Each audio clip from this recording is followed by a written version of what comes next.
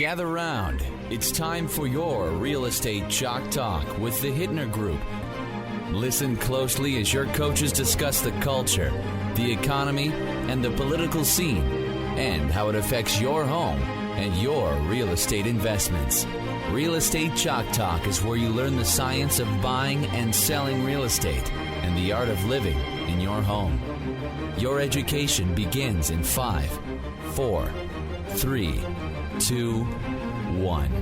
Hey there, welcome to the program. This is your Real Estate Chalk Talk with the Hittner Group, hittnergroup.com, Hittner Group, all one word, hittnergroup.com, 612-627-8000. That's the number to call. That's where you get all the good information, 612-627-8000.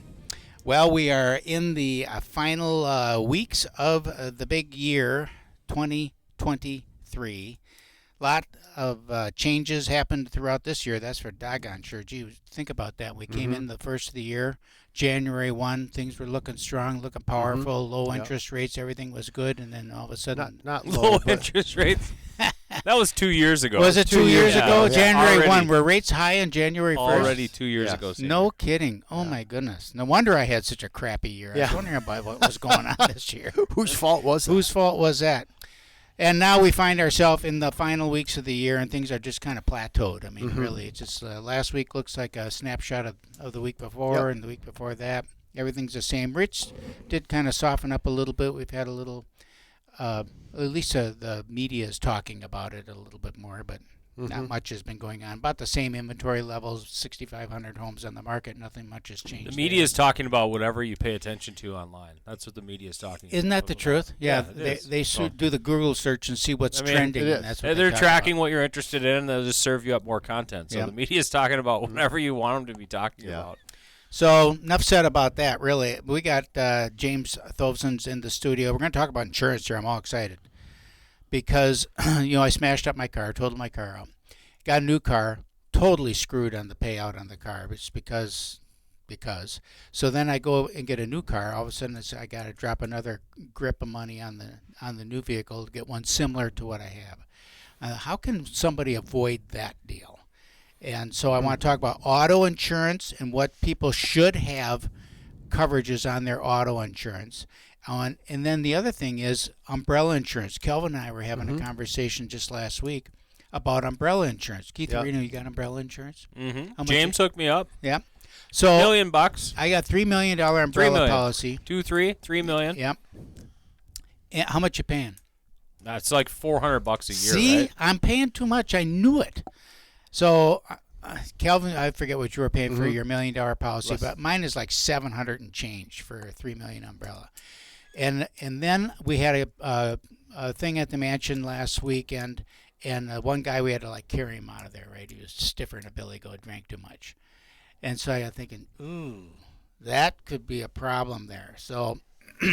One of the things that we came up with is that next time we're going to have to hire a bartender, so he's got his own insurance and all that somebody's going to leave your house drunk, and it's my problem, and smash up, and you'll be the one that served him. Yep. Then you're in trouble. So those are the three you things. Get your own dram shop insurance. I know. And since this is a real estate show, we should maybe also talk about homeowners insurance, which is really high and really kind of messing up deals right now on our end. So. Yeah. Okay, so let's go. Let's go. Auto insurance. Let's just go do the rundown on the auto. What kinds of coverages would you recommend that somebody has? They could go right now and check their policy and make doggone sure they have the coverage. And the reason that this came up is I checked my coverage. I got the bills or the notice that they're going to suck it out of my account, and I thought, I'm just going to go check and see what I have. My new vehicle, I had no collision on it. What? Yeah. Whoops. Whoops is right. I think that made my hair stand up and tingle going down my spine, so I quickly had to put that on there. So what coverages should they have on? Well, when you have insurance, you're obviously going to have liability. You're going to have your bodily injury per person, bodily injury per occurrence, and then you're going to have property damage. So the bodily injury, that's going to pay out if you injure somebody. The property damage is going to pay out if you damage their car or anything else. We talk about collision and comprehensive. Some companies call it other than collision, but that's theft, that's vandalism. If you hit a deer is considered, other than collision, a live deer, any live animal. And the reason for that is it's kind of out of your control, right? A collision, that comes into play if you're at fault in the accident. So anybody that has a nice vehicle, and especially if you have a loan on it, you're required to carry collision coverage and comprehensive coverage. When it comes to the limits, I'm a big believer in the higher the limit, the better. Okay. And we won't talk about umbrella right now. We'll save that. But obviously, the more insurance you have, the better insulated you are. Cars are $80,000, $120,000 driving around correct. on the road right now. Yep. In the state of Minnesota, the minimum requirement is $30,000, $60,000, $10,000. I don't know a lot of people that drive vehicles that are $10,000 or less. So if you're carrying those limits, you're not in a good position. So the limits that you're talking about are the limits that you have on your vehicle if you're at fault. Correct. Okay. So if you're at fault, the bodily injury, those limits of liability. Correct. Okay. Yeah, which really only screws the person that you hit, because ultimately, I got rear-ended by a kid that had very little insurance coverage. And it was like, well, he's only got $10,000 limit or whatever it was, and and he hit two people, hit somebody, and then that somebody hit me. He was at fault for all of it. And then what am I going to do? Sue him? He doesn't have any money. He's a 23-year-old kid. So, to my understanding, you can sue them. You can garnish their wages up to 25% a year until age 65. Ooh. So I share that information, and and even though you say you don't have the money, a good attorney will find a way to get that from you. So they will someday. Correct. Yeah. Well, it's encouraging. Yeah. I'm going after them. Okay, talk about umbrella That's insurance awful. then.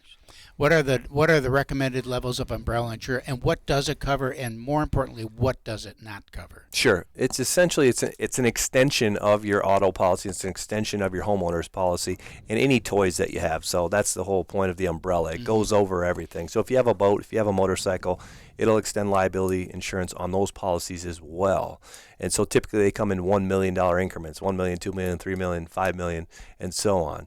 And the old school thinking was it's all high net worth individuals, right? We want to have the insurance bucket to be larger than your net worth, whether than your, larger than your assets. I believe even if you aren't a high net worth individual, you're a 26-year-old, graduate, you're a nurse, you're making $60,000, $80,000 a year. Good future. They're going to garnish your wages Right. if you don't have the proper amount of insurance. And so for the cost of $1 million in one car, one house, it's $100 to $200 a year is all. As you get up and you have more assets, more cars, boats, toys, that's when the premium gets higher. It's obviously the dollar amount as well as the amount of risk exposure. Mm-hmm.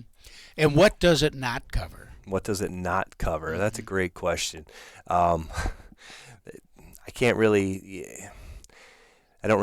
haven't had an umbrella claim. I haven't had a situation like that. There's not really a long list. It's an extension of your liability. Okay. So if you were to get sued because someone slipped and fell, or you had a bad accident, it's going to extend that liability. I'm not answering your question, but I don't. Let's say, like Keith and I say, we've got a client gathering at our home, and somebody falls down the steps and cracks their head.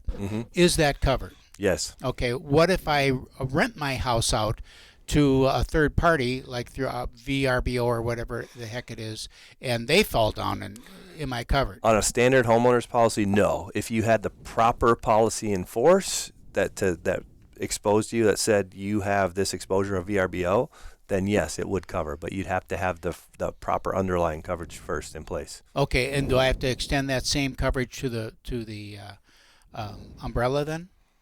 Well, it would be The umbrella included. extends the insurance coverage. Okay, so it's not the homeowner's insurance; it's the umbrella that you have that coverage extension on. Okay, the homeowner's insurance. Yep. Okay. The umbrella is just like an add-on, right? Okay. Just like plus $1 million to everything Okay, that you've got. got it. But you'd want to make sure you talk to the insurance professional and say, this is what I'm going to be doing, because Okay. a traditional homeowner's policy would not cover that type of risk. To Kelvin's point now. Can I ask a question Sure. before we jump off? So having an umbrella policy, shouldn't I take lower coverage on my auto insurance because I've got that extra $1 million tacked on anyway, so my premium might be lower here because I have a lot of speeding tickets and stuff like that? You can, if you want. 250, 500, 100 is the limit, is the lowest underlying limits that any carrier that I work with will allow. So state minimum is 30, 60, 10. Sometimes I see 100, 300, 100. 250, 500, 100 is the lowest I'll even write for anybody that comes to me.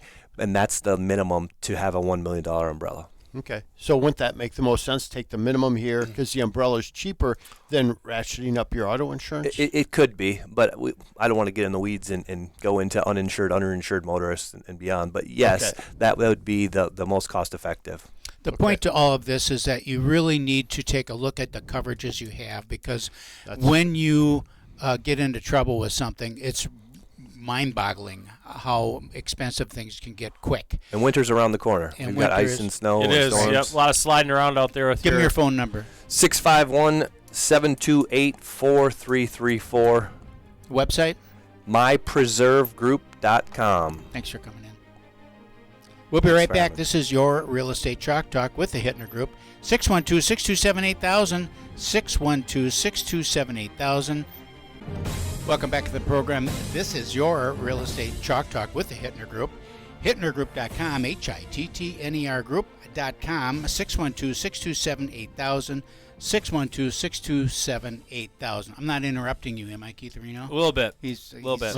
on his phone. Did you want me to intently listen to the end? Yes, your intro, I do. to see how well you did. Yep, it was because like you to- know then I Did you didn't do it screw up without the phone fumbling number. over the phone number? Yep. And all right, good job. 612-627-8000. Okay, I'm all excited about this segment because we got Sean's in here from Shared Solar Advisors. I've checked out a little bit on getting a solar roof. Yep. So, first, Sean, I want you to tell us a little bit about what your company is and exactly what you do, so that kind of lays the groundwork for the conversation. Sure. Well, most people, when they think solar, they think of doing anything with your house. We do nothing with your house. We work with solar developers that put up solar fields that are 15, 20, 100 miles away from your home, and our job is just to help you reserve some solar panels in one of those fields. That's very interesting to me. Yeah. So, tell me how that works. So what will happen is they'll just take the last 12 months worth of usage in your home, and they'll assign you some panels that are going to put back on the grid. Similar amount of electricity you've been pulling So from you're the grid. essentially, just if I get my head around it, I'm leasing these panels. Yeah, exactly. Okay. Yeah, that's actually one of the things I tell people. I go, hey, look, after 10 years of being on this program, you can't go rip these panels out of the field and put them on your own house. You don't own them. Okay.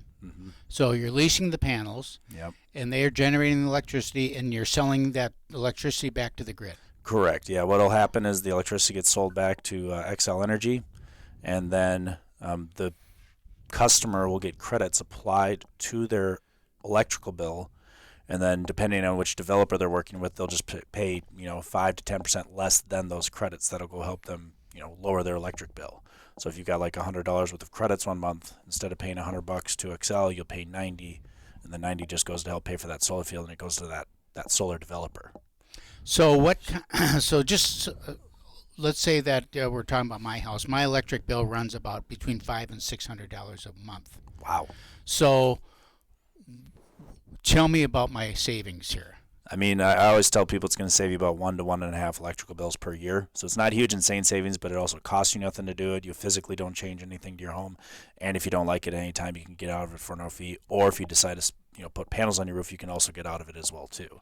So, because I've looked at putting panels on the roof, I don't like them because they're ugly. Yep. I don't like them because they create ice dam potentials up on the roof, and my insurance cost is going to go up, and James already charges more than is imaginable. Not true. and so that whole thing just isn't very appealing. This gets rid of all those issues. Yes. How'd you back up a little bit? How'd you get into this? So Give us your back. I used to sell vacuums and air cleaners door to door. Vacuums and air cleaners. You've never heard of the brand before, so don't ask me if it's Kirby or Rainbow or whatever. So, anyways, but I did that for 4 years. I actually had my own distributorship where I would hire and train salespeople, and then I got out of that, in 2015, and I was doing stuff for the Army for a bit because I was in the National Guard, and so I was just trying to figure out what the heck I wanted to do with my life, and I posted some stuff on Facebook, basically saying, hey, here's my background, here's what I've done. And a guy that I only had 2 conversations with literally reached out to me and said, well, hey, look, a company I'm working with in Illinois is starting something in Minnesota. I don't know what it is. You should check it out. And I didn't even believe it was real at first, kind of like most people when I come to their door and talk to them about this. They're like, well, how do I know this is legit? Yeah. Like, I didn't even, hold on, you save money on your electric bill and it's not going to cost you anything and you're going to pay me to do that? That sounds too easy. Like, Right. what's the catch, right? Yeah. And so I started doing that, and I made over $2,000 in my first 2.5 days working on it. So I was just like, wow, okay, This is easy. I want to do this. yeah, Better than selling vacuum cleaners. better than selling vacuum cleaners and a lot of other stuff. Well, and it doesn't really matter what your opinion is of solar and of electric. It just, here's a cost savings. Yes. We always talk about Correct. making smarter decisions regarding your money and your mortgage. Here's a smarter decision, right? So Yeah, it's interesting. It appeals to both sides of the aisle, is what I Right. like to say. If I run into someone that's on the right side of the aisle, they'll be like, oh, I just hate those solar panels. I go, well, do you like supporting farmers? And they're like, well, yeah, of course. I go, well, this Saving allows money. Well, this allows farmers to economically diversify their land, right? Like they can put these panels in their field and get paid for the next 25 years without having to farm that field or anything, or even maintenance that field. Okay, so so your company is actually installing the panels. No. And who owns? Somebody must put these things up. Yeah, Who puts them up? So usually construction companies will get contracted out by these solar developers that are our clients. So our clients, the people that we work with, they're the ones who are going out and we're finding the customers for. Okay. So you're the intermediary, or We're basically sales force? we're basically the sales force that Okay. gets hired, because since it is such a new concept, most people are not pulling the trigger on this stuff when they get a postcard in the mail that says, hey, pay nothing but save money on your electric bill, right? They usually think it's a scam. Yeah, they just throw it away and stuff. And so we'll go get 50% or more of their customers literally just go by going and knocking on their door in the 5 different states that we work in. All right, so you've got my attention. So I'm curious then about, because you've had XL, just announced they're going to do this big expansion and put up, so many acres of solar panels. Because they have to. You're direct competition with them. So, yeah, I mean, yes and no, right? So utility companies do not like community solar because it takes money out of their pocket, right? And it sends it to my client's pocket, right? But couldn't they lease the same panels back from you? They do, and it actually costs the customer money each month because they're paying into those panels. And it's kind of like with solar panels, where your payout or what you'll make is later on down the road. And it's not a bad deal if you're going to be in your house for the next 10 plus years, but you guys as real estate agents know that's probably not going to happen. Yeah, that's usually not going to happen. So with community solar, through these third-party solar developers, clients like mine, they will make money year one, month one, once they start receiving credits on their electric bill. So how do you actually do it, right? So Keith's interested. He's like, I'd like to save a little bit of money. How do you actually do it? And wouldn't there be a cost to him somehow? So because he's leasing that panel. You don't lease stuff for free. The cost is if you get $100 worth of solar credits Okay. on your XL Energy bill, you'll end up paying $90. The $90 is the cost. The $90 is what you pay to the solar developer, right? Because the solar developer obviously has a cost built in of, hey, by year 10 or year 11, we're going to pay off this solar farm. Right. And there's always a margin, with utility companies and electric and everything. So they're selling the electricity or selling the solar credits, on the open market and stuff. But anyways, so the cost of what you're paying is that $90 that goes to the solar developer. Okay. So how am I? So and I see that on my bill. You will see $100 worth of credits on your XL Energy bill, and then you'll see a separate bill for $90. So that's $100. From XL Energy? No, or from the solar developer. Okay. So that's $100 that you won't pay to XL Energy, and then you'll pay a $90 bill to the solar save developer. $10. Yeah. It's not huge insane savings, but it's still savings nonetheless. Okay. And it costs you nothing to do it, and it's extremely low hassle. Yeah, so you don't have to worry about holes being drilled in your roof, replacing things, ice dam issues, anything like that. All of that. So do people sometimes say it's not worth it if it's only $10? For $10, I'm probably not going to handle it. I mean, you might say that, but most people that are your middle class people that have $100 at the end of the month, right? That's all they have, and their electric bill is $100 usually. They're definitely going to go for that every time. It's interesting. But then they I have got to less turn than around and write a $100 check for right 90. Mortgages are a little high right now. Business is slow. But I'd like to sign Keith up. Yeah, so I mean it's kind of like, why wouldn't you? Right? A little bit. If you look at the cost over a month, a monthly cost is one thing, but if you look at your cost over a year, you have a 12. So is this is there some kind of Hey Keith, welcome to the government show. incentive or subsidy that the farmers No subsidy. Well, are so, receiving for installing these panels because the government wants to push more green energy etc. Because you see these things going up all over the place. I'm sure large companies like Excel are mandated now to have some of their energy generation from green avenues, etc. So Speak no, to that a there little are bit. not government subsidies. There are tax credits, right? Which name me an industry that isn't getting tax credits Right. these Yeah. days, right? Yeah, I'll take advantage of all of them I possibly can. Correct, right? So what it is, and some people are like, oh, I just hate those government-funded solar gardens. It's like, no, these are actually all privately funded. So imagine you've got, Privately funded by his $90. well, eventually, yeah, but up front and everything, there's, private investors that are putting money into these solar gardens. Like, imagine I had $10 million, and I want to hide that $10 million for 20 to 25 years legally, right, according to tax code, but then I also want to be able to get a tax credit on it. But then that $10 million is also going to grow at, 9, 10, 11, 12%, depending on which solar garden you have it in. And after 25 years, I've beat inflation, I've gotten tax credits on it, and I didn't have to pay taxes on it. Lovely. Right? So they're privately funded. There's a bunch of Now money I coming just need in. $10 million. Well, exactly, right? That's what we all Then need, you got to right? go to the insurance guy. Yeah, to protect it and everything. Yeah, of course. This is all very interesting stuff. Tune in. We're going to be right back after the break here. This is Real Estate Chalk Talk. Log on to our website, hittnergroup.com, HITTNER group.com. There you can search for properties, check your home value, all online at hittnergroup.com. Or give us a call at 612-627-8000. That number again is 612-627-8000, and we'll be right back. Welcome back to the program. This is your Real Estate Chalk Talk with the Hittner Group, hittnergroup.com, HITTNER group.com. That's the website you want to go to. Huge, beautiful website, best website in the continental United States. One of the oldest websites, real estate websites in the continental United States. Actually, that thing has been up and running since what, Keith, 92? Since AOL. Something like that. .com. It was. 612-627-8000. That's a beautiful number, too. 612-627-8000. You see that on all the signs around town. Give it a ring-a-ling-a-ling. We'd be happy to have a chat with you. And that call, of course, with no cost and absolutely no obligation. Okay, we're talking with Sean with Shared Solar Advisors, just so I can summarize a little bit what this is all about.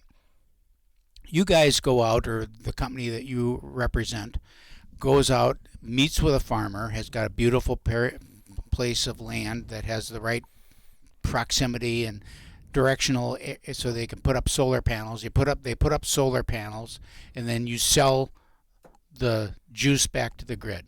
Yeah, I mean, we're technically not the ones going out and meeting with farmers. They have land guys for that, Yeah, right? okay. And that's honestly the first step of the process, right, before it even gets to my company, right? Oh. So my company is about 2 years after that kind of meeting occurs, Okay. sometimes 3 or 4. Okay. There's actually a huge issue in the energy world in general right now with utility companies, basically the interconnection. Yeah, the for- infrastructure. Well, it's not even the infrastructure. It's the utility companies red taping the solar gardens to basically make it so that the queue to get to get on the grid is much longer than it really should be. Oh. because they don't want it. Well, yeah, they just There's no motivation for yeah. I've heard some crazy numbers and everything, and or crazy wait times. Like even if you wanted rooftop solar in some counties in Minnesota, it can take a couple years to even get it approved, even if you wanted it, because you have to get an interconnection study and other things like that done.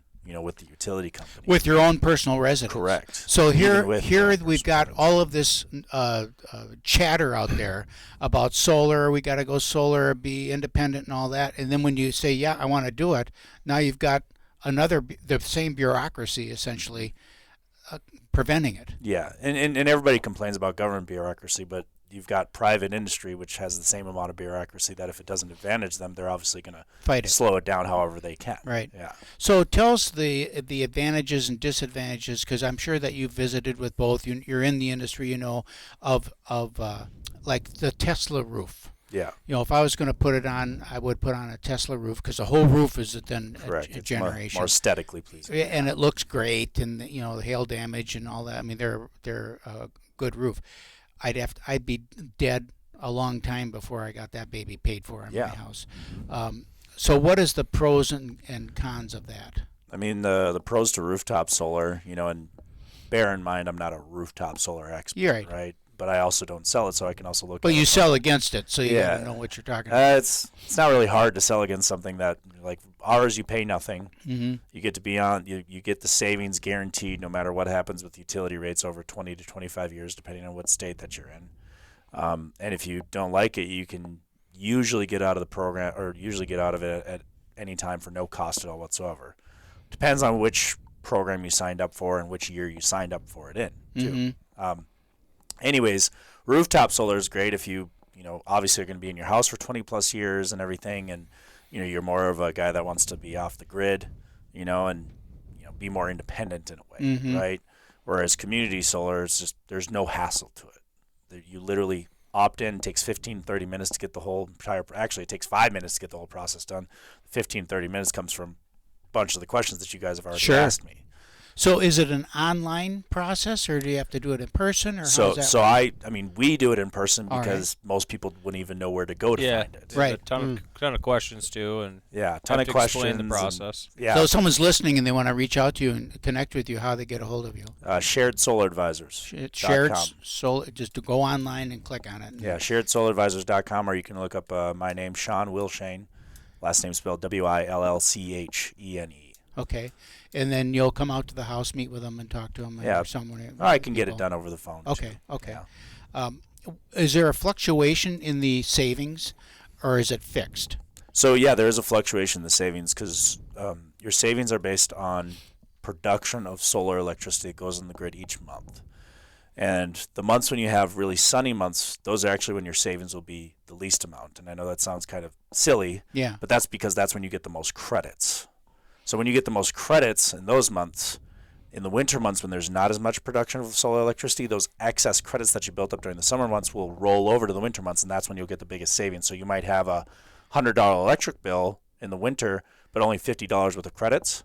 But you could have built up $50 of excess credits over the summer to still cover that $100 electric bill, and you only end up paying $45 on your bill that month instead of $100. So you save like $55 that. So you use 100 always as in this conversation. You always easy say, math, okay. right? So do you look at their usage, or how is that credit based number determined? They're gonna get 90% of their total usage for the last 12 months assigned to them. Okay. Right. So they never get overburdened with credits. Okay. Right.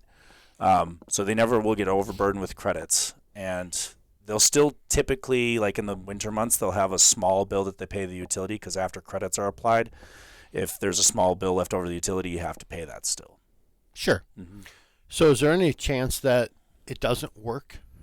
That my savings on my utility bill, like I save $100 here, but I'm paying over $100 on your bill over here? Is there any?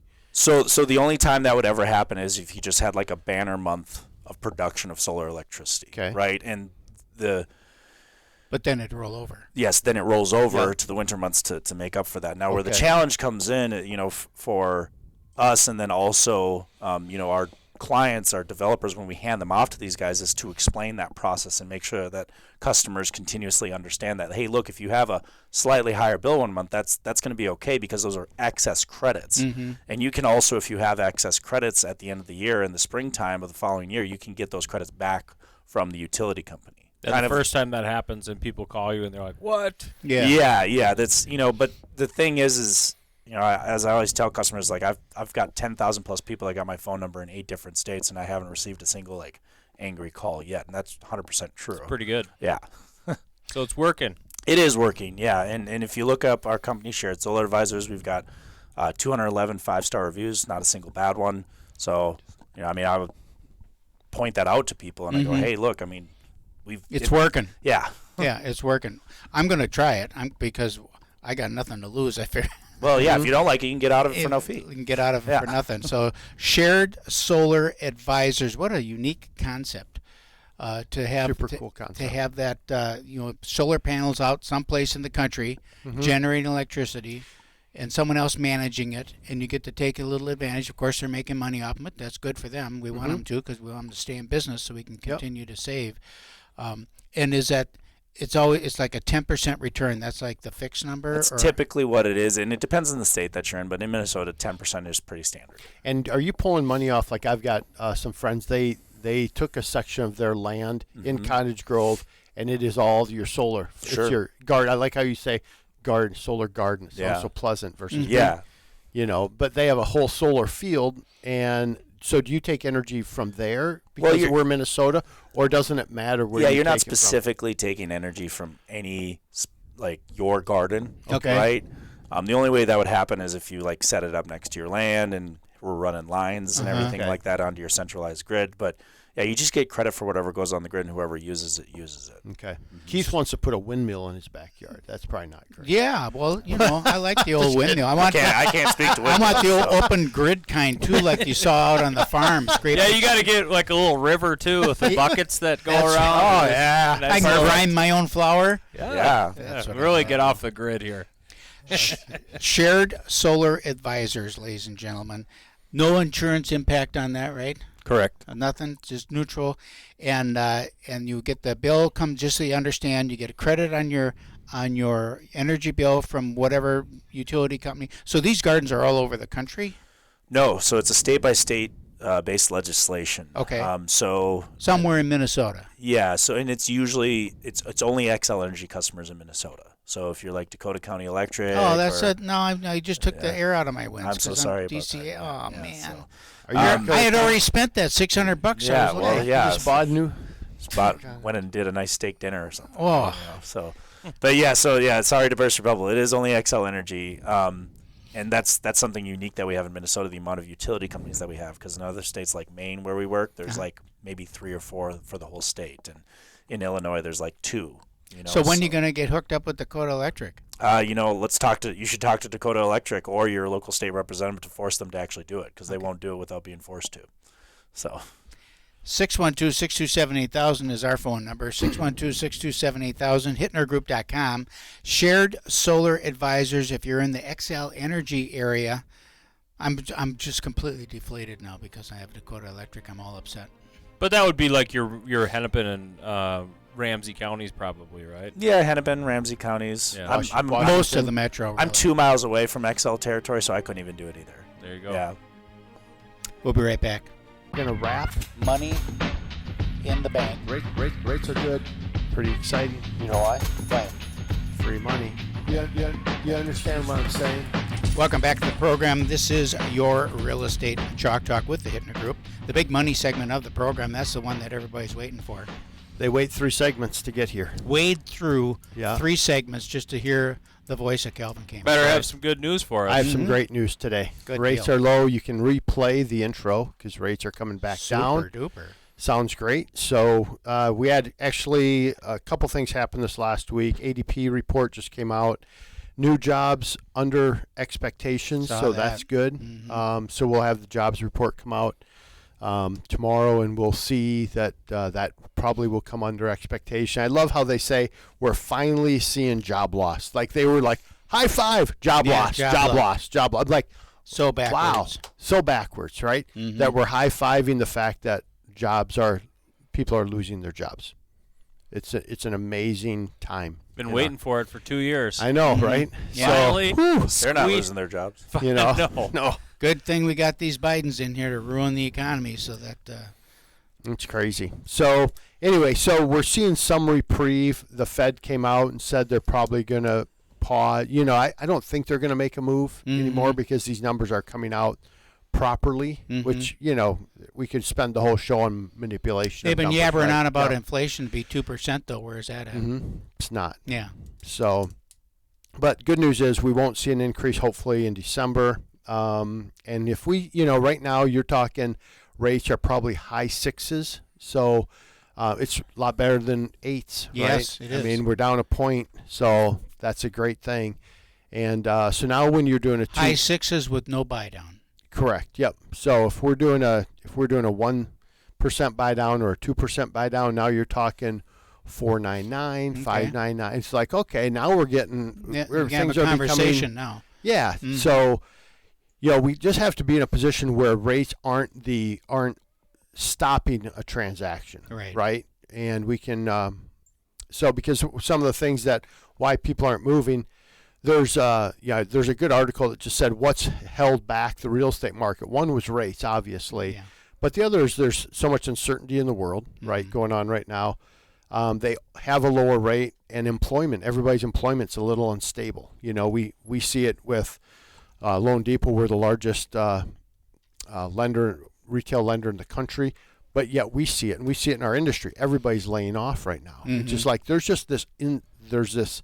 not stability in employment, right? Some of Things that aren't layoff, roaring. though, is more of a, let's get our ducks in a row now. Let's get our efficiencies back where they belong, and some of that. I don't think you necessarily have layoffs because they're. Let's do the volume. They're right-sizing the volume. Yeah, because of the volume. Yeah, I disagree 100%. Okay. We did that 2 years ago. Yeah, The but the people that- volume has continued to fall. Yeah, but the people we're letting go now are great people. Well- I mean, Loan Depot we just laid some people off, right, as a company, and they're like, these are phenomenal people, but it's just like the volume doesn't sustain that. So I think what you're talking about happened initially, where it's like you had the bottom. Yeah. That bottom third that you can probably get rid of in any The organization. GE method is get Yeah. rid of the bottom 10%. Yep, and you just got like that was good, but right now, man, you hate it, and you're like you feel this responsibility to have production because you're like, doggone it, we got to keep great people Because it's going to come back. It's going to come back, and we're I think especially in our industry, we'll see it come back. We had an uptick this past week. We have an uptick right now in our branch, just what I control or see. We see a little uptick, which is great, and I think we'll come in. If we can just get rates in the 6s, I think we'd be okay. I see the first trimester of next year being actually not bad. Yep, I agree. I don't think it's going to be like a pants on fire kind of a thing like it has been. No, I think the spring should be pretty decent. Yeah, I But think you so. look- the timing of the kind of pullback in the interest rates, Yep. or reduction in interest rate it's good. Yep. So people are going to be distracted with the holidays, and seasonally in real estate we seem to adjust every year, just like every other, in terms of overall sales activity and Yep. things like that. We've been impacted huge by the interest rate change Yep. over the last 2 years. But with any type of reduction in rate in the 6s, those first timers are like, okay, we can stomach it. Yeah. Yep. We went through a very long time in the real estate market where we were in those. I mean, in this current, in my life anyhow, in the last 20, 25 years in real estate, of 6s, Yeah. 6, 8, 7, 5, and Yep. first timers getting in there. I understand values are a lot Higher. higher than they were at that time. But so are wages. Wages are not as high, but I mean, Yep. people could stomach it. And I think our first timers are a little bit later maybe than they were. I think so. When I was a kid first starting out in selling real estate, there was a lot of people that were like me at the time, young, single, buying real estate. Women have taken up a big chunk of that. Good for them, because they're more Yep. responsible than we are as men. We screw around Right. a lot longer in our lives and Men settle are down. children until 30. Settle down, but those dual income people, whether they have a child or don't, those are the first time home buyers right now. Like those millennials that are buying a little bit later than my kind of late Gen X generation was doing, I think. So they have dual income versus the single income folks. Yep. And just to hit on kind of what that means on a payment, we were at 7.5 for a while. If you drop to 6.5 just on a median sales price of $400,000, it's $242 a month that you're saving just by that 1%. So now think if we can, get them down to that 5.5 for the first year. Right. And we can get some energy savings from our solar 473. friend We over here, Sean, and talk to Sean, but you know what sucks it all up? Insurance. insurance guy over Homeowners here. insurance over there. Yeah. See. So let's touch on that real quick because we didn't touch on it earlier. The homeowners insurance. Homeowners insurance killing it right now. 30% up. So, and I know it's not your fault. We give you a bad time, James. I know you do a great job of. I love the fact that you're independent and that you find the best coverage That's available, That's right? available, but doggone it, Insurance is more expensive, correct? It's more expensive. So talk through that a little bit, if you would. What's happening? Why? Right. Why are you killing my deals? Sure, absolutely. I wish I had a better answer for you, but it's what you've heard over and over. It's inflation, and unfortunately, everything impacts your insurance premium. The cost of your materials, the cost of the labor, the cost to repair your car, the delay in the parts, the supply chain, all these excuses that I don't like to give any more than anyone else. But I think on a previous show we spoke about carriers now putting more restrictions. I had a situation, the deal got declined. I sent in an inspection report, and they're like, no, we don't want this risk. That's never happened to me in 8 years. They just don't want to write the deal. Exactly, because they're trying to reduce their market share in Minnesota, and that's not just this single carrier. That's a lot of carriers. So what are they doing? I had a carrier last year. I wrote more business with them than anybody else. Now they're not even competitive because they're trying to shrink their market share. So Nationwide. that's not the one, but they are putting stuff in there, but that's not what I'm referring to. Yeah. So is that how they do it then? They don't just decline; they just raise the rates so that some will do that. Some put pre-binding requirements, and that's what this carrier did. They said we need to sign. It's a 1923 house in Minneapolis. We need to see the roof, the plumbing, electrical, and something else. All has to be updated. a furnace, Okay. and if it hasn't been updated or it's not up to code or inspection, and I sent the inspection to the underwriter. I didn't have an option, that was the only thing. He wasn't going to pay, and they're not going to lie. They're going to say, there were a couple concerns, therefore we're not going to take this risk. This specific company was too competitive in older homes, and so that's why they put that in place, because they were so much less than everybody else. It does seem, though, like when you're doing an insurance, because everybody in our neighborhood, I'm in Woodbury, everybody got a new roof, a bunch of people got siding, it's like, and you're looking at the house, like you can hardly see anything, but then, oh no, if you look here at the angle, if the sun hits it, you can see a little. Shine your And flashlight. that's why the premiums are what they are. Yeah, it's like, come on. You don't probably deserve new siding for Of course not. $50,000. So stop. If there's a hole in your roof, you should. So we've got fix that. carriers that are no longer replacing for cosmetic. So if you have like a siding that's dented, they're not going to replace it. If it's got a hole in it and it's not obviously able to, so that's changing. So they're having to decrease the amount of stuff that they're willing to pay for, or otherwise we're going to continue to see the trend of them raising prices. Yeah. So read the fine print on your policy to make sure that what you think is covered is actually covered. Right. And that's where it's important to have an insurance agent that you can actually talk to Absolutely. and go through it line by line and say, look, just so you understand. The other one that we had this week it was a higher deductible,